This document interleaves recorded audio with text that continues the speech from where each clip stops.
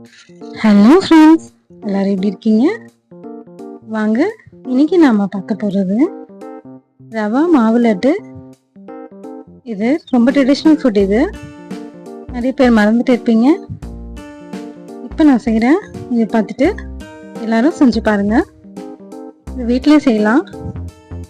எப்படி செய்யலான்னு பார்க்கலாம் வாங்க.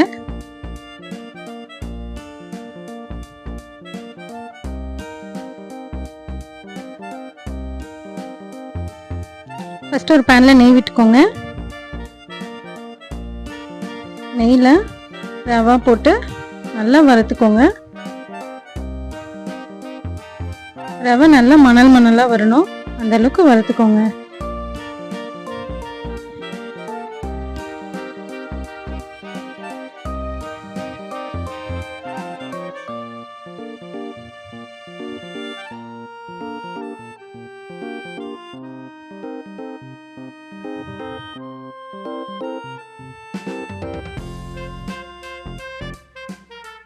நல்லா வறுத்து எடுத்துக்கோங்க.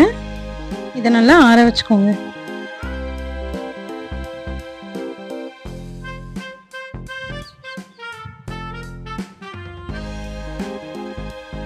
ஒரு மிக்சர் ஜார் எடுத்துக்கோங்க. இது ஆப்ஷனல் தான், டேஸ்ட்டுக்காக போடுறது. ட்ரை ஃப்ரூட்ஸ் கொஞ்சம் போட்டிருக்கேன். முந்திரி, பாதாமும் பிஸ்தாவும் 2 போட்டிருக்கேன்.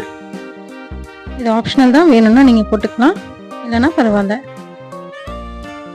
இப்போ நம்ம வறுத்து வச்சிருக்கோம் இல்லைங்களா, நல்லா ஆற வச்சுட்டு அந்த ரவையை போட்டுக்கோங்க. இதை நல்லா பல்ஸ் மோட்டு வச்சு நல்லா அரைச்சிட்டு எடுத்துக்கோங்க.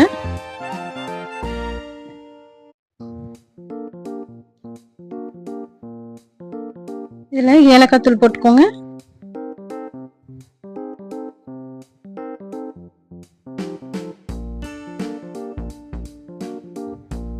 சர்க்கரை சேர்த்துக்கோங்க.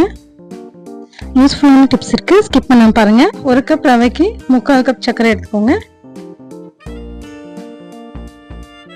இது இனிப்பு அதிகமாக இருக்கும்னு நினச்சா நீங்கள் 1/2 கப் கூட எடுத்துக்கலாம். பட் 3/4 கப் கரெக்டாக இருந்தது.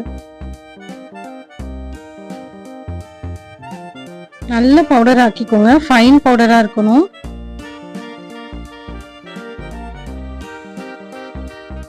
இதுவே கொஞ்சம் கொரகொரண்டா இருந்தது. ஆக்சுவலாக இதை மிஷினில் கொடுத்து அரைச்சிக்குவாங்க. நான் கொஞ்சமாக செய்கிறதுனால மிஷினில் கொடுக்கல. 1 கிலோக்கு 3/4 கிலோ போட்டு சர்க்கரை போட்டு ரெடி பண்ணி மிஷினில் கொடுத்து விட்டு அரைச்சிக்கிடுவாங்க.